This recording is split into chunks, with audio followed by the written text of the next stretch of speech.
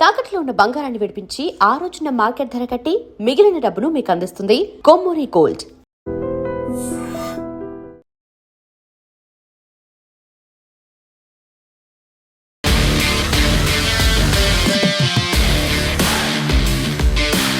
నమస్తే, welcome to I dream weekend update with Kavitha. మనతో పాటుగా ఉన్నారు foundation for democratic reforms founder doctor Jayaprakash Narayan garu. Hello sir, నమస్తే. నమస్తే కవిత. సో భారతదేశానికి సంబంధించి జనాభా విషయంలో అసదుద్దీన్ ఓవైసీకి అలాగే బీజేపీ లీడర్ నవనీత్ రాణాకి మధ్యలో ఒక ఆసక్తికర చర్చ సార్.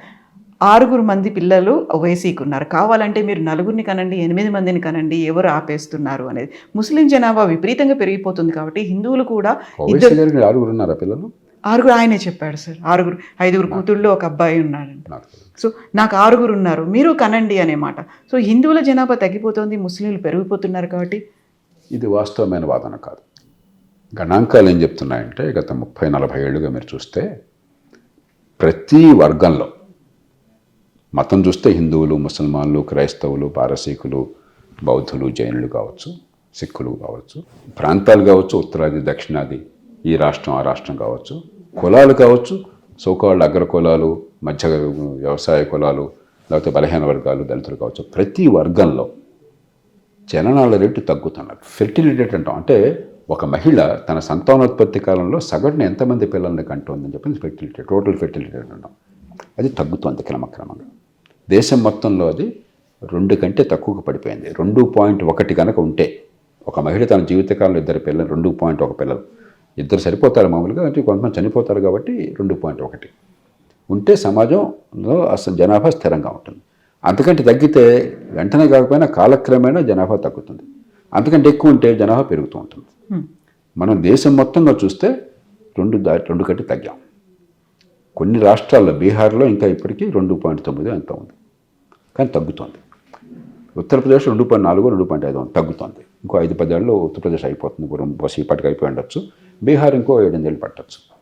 అలాగే కొన్ని వర్గాలు, దళితుల్లో కొంచెం ఎక్కువ ఉంది ఇంకా, ఎందుకంటే విద్య, ఆరోగ్యం సరిగ్గా అందకపోవడం, ముఖ్యంగా మహిళల విద్య. ముస్లింలో కొంచెం ఎక్కువ ఉంది, కానీ ఆ వర్గాల్లో కూడా తగ్గుతోంది గతం కంటే. అన్ని కుటుంబాలు ఒకే స్థాయిలో లేరు. ఒకే కులంలోనూ ఒకే మతంలో కూడా కొన్ని కుటుంబాలలో విద్య కొంచెం ముందు చూపు, కొన్ని కుటుంబాల్లో కొంచెం సమయం పడుతుంది. కాబట్టి ఆ తేడాలు ఉంటాయి. కానీ మొత్తం మీద సమాజం అంతా కూడా అన్ని వర్గాలు ఒకే మార్గానికి వెళ్తున్నాయి. ఒకప్పుడు జనాభా సమస్య దేశాన్ని కబళించేస్తుందని మేమంతా భయపడేవాళ్ళం. 1970ల దశకంలో ఒక వైద్య విద్యార్థిగా నాకు నిద్ర పెట్టేది కాదు. పీడకలు వచ్చాయి, ఈ దేశం ఏమైపోతుంది జనాభా అని చెప్పాను. ఈవేళ కొన్ని పొరపాట్ల మధ్యలో చేసినా కూడా దేశంలో మనం చేసిన కొన్ని ఏర్పాట్ల వల్ల ఈ తగ్గుముఖం పడుతుంది. కానీ సమాజం అన్ని వర్గాలు ఒకే స్థాయిలో లేవు, కొంచెం వెనక ముందు ఉంటుంది.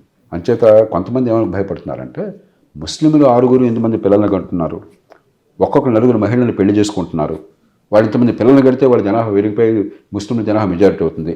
ఇవన్నీ అవాస్తవాలు. నిజమే, ముస్లిం పర్సనల్ లాలో బహుభార్యాత్వం ఉన్నమాట వాస్తవమే. దానికి చట్టాన్ని ట్రిపుల్ తలాక్ తీసేశారు. మరి బహుభార్యాత్వం నాకు ఏమవుతుందో తెలియదు. రేపొద్దున యూనిఫామ్ సివిల్ కోడ్ అంటున్నారు 2 విషయాల్లో. కానీ అవి లేకున్నా కూడా ఒక మగవాడు ముస్లిం 4 ఆడవాళ్ళని పెళ్లి చేసే అవకాశం లేదు. మగవాళ్ళు ఎంతమంది ఉంటారు, ఆడవాళ్ళు ఎంతమంది ఉంటారు. ఇది ఊరికే మన ఊహాజనితమైనటువంటి సమస్య. కాబట్టి ముస్లింలు భయంకరంగా పెరిగిపోతున్న ఆధారాలు లేవు. నిందాక చెప్పినట్టుగా జనాల రేటు కొంచెం మిగతా వాళ్ళకంటే కొంచెం ఎక్కువ ఉంది, కానీ తగ్గుముఖం పడుతుంది, కాస్త వెనక ముందు అంతే. ఈ అపోహల వల్ల వచ్చిన సమస్యలు ఇవన్నీ కూడా. నేను నిశ్చయంగా చెప్తున్నాను, ముస్లిం జనాభా ఈవేళ 15% ఎంత ఉంది, స్వతంత్ర రోజుల్లో 11% ఉంది, 4% పెరిగిన. కానీ మిగతా జనాభాతో పోలిస్తే ముస్లిం జనాభా కొంచెం ఎక్కువ పెరిగింది అన్నమాట వాస్తవం.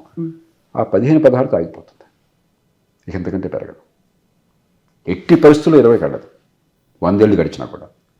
కాబట్టి లేని సమస్యలు మనం సృష్టించుకొని అపోహలకు గురైపోయి ఈ దేశంలో హిందువు ఇన్ని వేల సంవత్సరాలుగా ఉన్న దేశంలో ముస్లింలు వచ్చేసి ఎక్కడి నుంచో వచ్చినటువంటి మతస్థులు వచ్చేసి మరి వాళ్ళు పెరిగిపోయినట్టయితే, ఇస్లామిక్ సమాజం వస్తే, ఇతరుల స్వేచ్ఛలు రద్దు చేస్తే, ఒక షరియా తీసుకొస్తే ఏమవుతున్న భయం కొందరు వ్యక్తపరుస్తున్నారు. ఆ భయానికి ఆస్కారము లేదు. ఎందుకు సార్? అంటే వాళ్ళు అవేర్నెస్ వచ్చిందా, అలాంటి చట్టాలు వచ్చాయా? చట్టం కాదు, మనకి కాస్త చదువు, కాస్త ఆదాయం పెరిగాక పిల్లలు అదే పని కళను కోరుకోవట్లేదు. అసలు చాలామంది యువత పెళ్ళొద్దు అనుకుంటున్నారు. పిల్లలు వద్దనుకుంటున్నారు పెళ్ళి ఉంటే, పిల్లల భారం అనుకుంటున్నారు మంచికో చెడుకో. మనం వాళ్ళని పిల్లల్ని కనండయాన్ని పొద్దున పోసే 30 ఇప్పుడు కాదు 34 చాలా దేశాల్లో ఆ పరిస్థితి వచ్చింది. కాబట్టి కాలానుగుణంగా ఆధునికీకరణలో భాగంగా పట్టణీకరణలో భాగంగా పిల్లల్ని ఎక్కువ కంటం అనేది తగ్గిపోయింది. పెళ్ళి తొందరగా చేసుకోవడం తగ్గిపోయింది. పూర్వం 18 ఏళ్ళు వస్తే బాబాయ్ ఆ అమ్మాయి ఏమైపోతున్నా ఇప్పుడు అనుకోవట్లేదు. అమ్మాయికి చదువు సంధ్య అవసరం అనుకోలే పూర్వం. ఇప్పుడు అమ్మాయి అబ్బాయి తేడా లేకుండా మంచి విద్య, మంచి వృత్తి, మంచి వ్యాసంగం, మంచి వ్యాపారం, ఇది హక్కుగా భావిస్తున్నాం మనం. దీంతో సహజంగానే వివాహంలో కానీ లేకపోతే పిల్లల కంటంలో కానీ మార్పులు వచ్చినాయి.